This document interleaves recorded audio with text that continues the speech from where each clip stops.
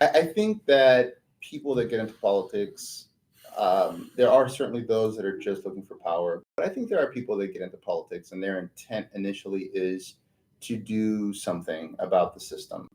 And I think the problem that we run into is the system itself corrupts, right?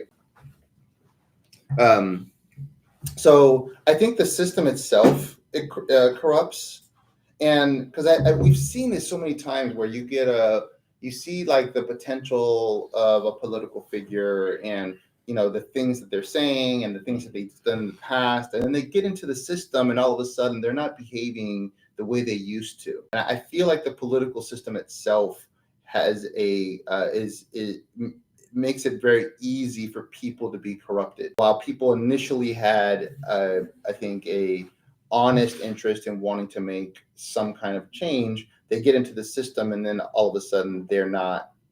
That they've been corrupted by a system that one maybe is very challenging to be the outlier because if you don't play the game, you got to conform. Yeah.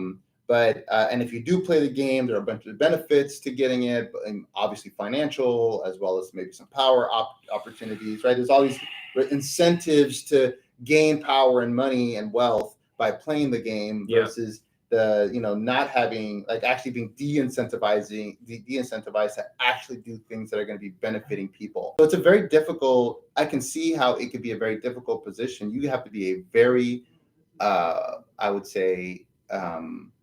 I guess you could argue very ideological person to be willing to not take advantage of the benefits and be willing to take on the sacrifices that come with not playing along. Well, I think, you know what I'm saying? I agree with you, but I think we've allowed the system to become the system, as so individuals made the system and now the system corrupts individuals, right?